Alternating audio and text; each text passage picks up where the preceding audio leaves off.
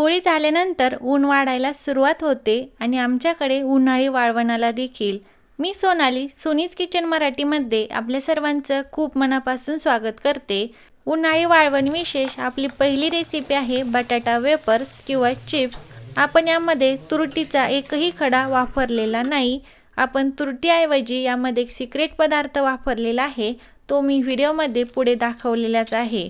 नेहमीप्रमाणे व्हिडिओ आपण खूप सारे टिप्स सोबत पाहिलेला आहे, त्यामुळे तो शेवटपर्यंत नक्की पहा। चला तर मग लगेचच रेसिपीला सुरुवात करूया। तर हे बटाटा वेफर्स बनवण्यासाठी मी 5 किलो बटाटे घेतलेले आहे। आता मेन म्हणजे वेफर्स बनवण्यासाठी कोणता आणि कसा बटाटा निवडायचा।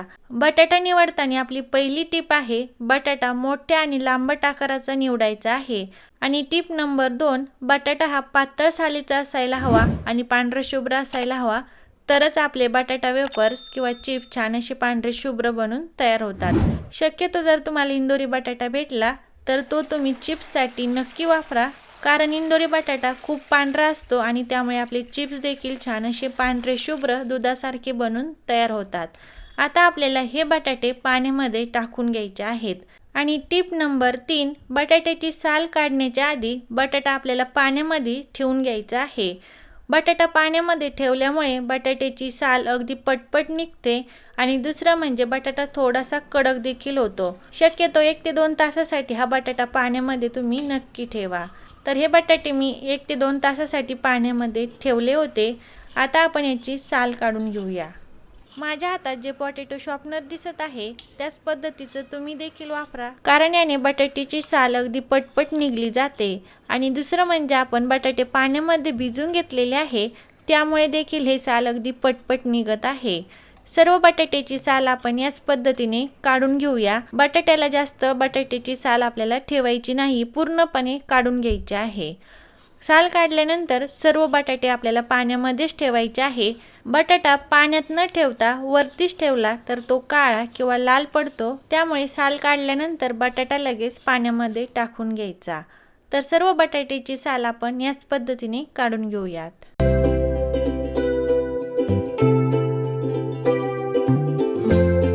आता लगेच आपण याचे चिप्स बनवून घेऊयात। तर चिप्स बनवण्यासाठी मी या ठिकाणी स्टीलची बटाट्याची किसणी घेतलेली आहे। या किसणीमुळे बटाटा चिप्स अगदी एकसारखे बनून तयार होतात। आता टिप नंबर 4, बटाट्याचे चिप्स करताना बटाटा आपल्याला आडवा धरायचा आहे, त्यामुळे बटाट्याचे चिप्स अगदी एकसारखे लांब सडक बनून तयार होतात आणि तळल्यानंतर दिसायला पण खूप छान मोठ्या आकाराचे दिसतात। आणि चिप्स करताना एखाद्या पातेल्यामध्ये किंवा ताटामध्ये पाणी घ्यायचं आहे, त्यामध्येच आपल्याला हे चिप्स बनवून घ्यायचे आहेत, कारण हे चिप्स लगेच काळे किंवा लाल पडतात।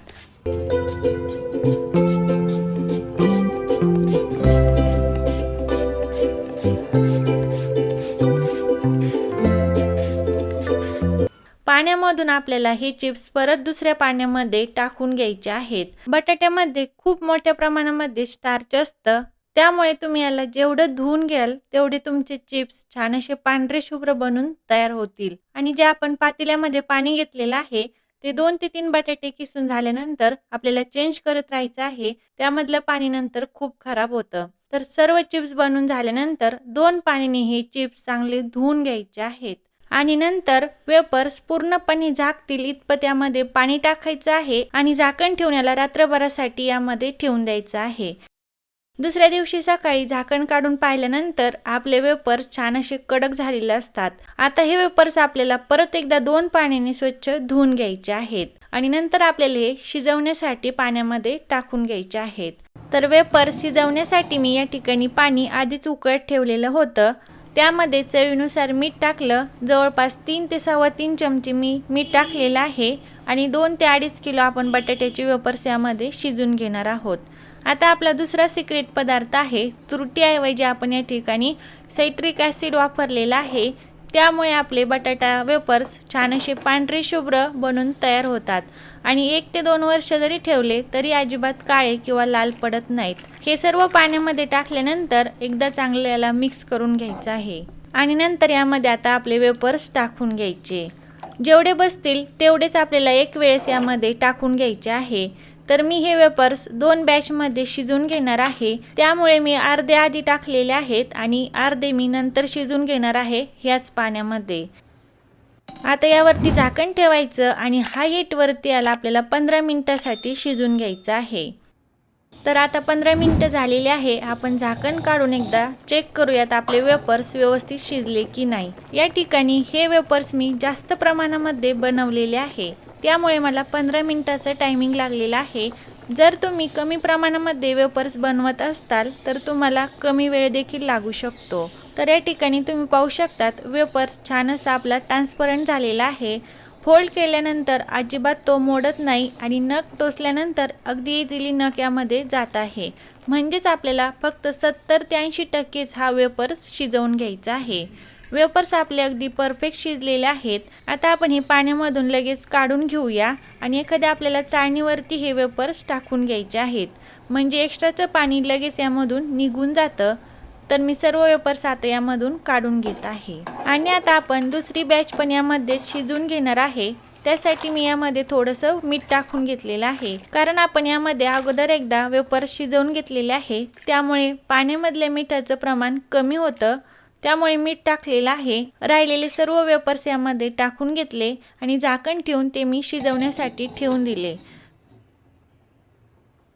तोपर्यंत आता आपण जी पहिली बॅच शिजवून घेतलेली आहे ती आपण आता वाळत टाकूया। तर वाळण्यासाठी साडी, ओढणी किंवा मग तुम्ही प्लॅस्टिकचा देखील वापर करू शकतात। आता मी हे सुरुवातीला फॅन खालीच पसरून घेतलेले आहे।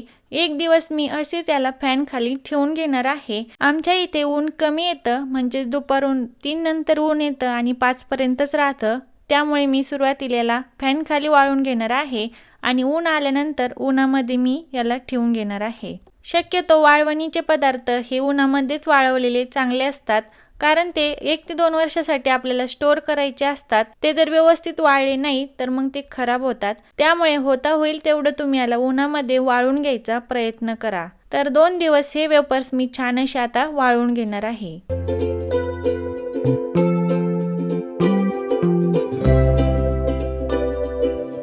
तर हे वेपर्स मी 2 दिवस चांगले वाळवून घेतलेले आहे आणि तुम्ही पाहू शकतात अगदी पांढरे शुभ्र या ठिकाणी हे वेपर्स बनून तयार झालेले आहेत। रंगाने कुठेच लाल किंवा काळे पडलेले नाहीत, अगदी पांढरे शुभ्र असे वेपर्स बनून तयार झालेले आहेत।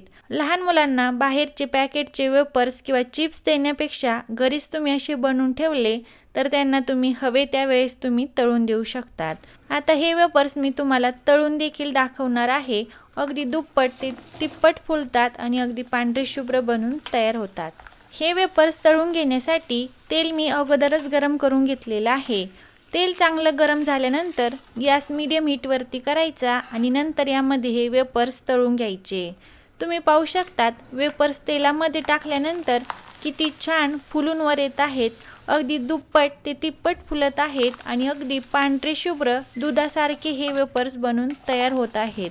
तर मी वेपर्स खूप सारे या ठिकाणी तळून घेतलेले आहेत आणि सर्व वेपर्स छान असे फुलत आहेत आणि पांढरे शुभ्र बनून तयार झालेले आहेत। आणि जे राहिलेले वेपर्स आहेत ते मी हवाबंद स्टीलच्या डब्यामध्ये स्टोअर करून ठेवणार आहे, अगदी 1 वर्ष आरामशीर टिकतात। तर या ठिकाणी आपले बटाटा वेपर्स बनून तयार झालेले आहेत। मोठ्या लांबट आकाराचा बटाटा घेतल्यामुळे वेपर्स छान असे मोठ्या आकाराचे बनून तयार झालेले आहेत।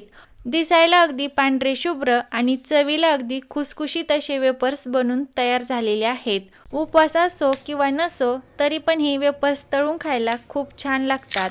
तर इथे सांगितलेल्या सर्व टिप्स तुम्ही पण फॉलो केल्या तर तुमचे पण वेपर्स छान असे पांढरे शुभ्र बनून तयार होतील। व्हिडिओ आवडला असेल तर लाईक करा, शेअर करा। चॅनेलवर जर नवीन असाल तर चॅनेलला सबस्क्राईब करा। पुन्हा भेटूया अशाच नवीन एका छानशा रेसिपी सोबत। तोपर्यंत सर्वांना बाय।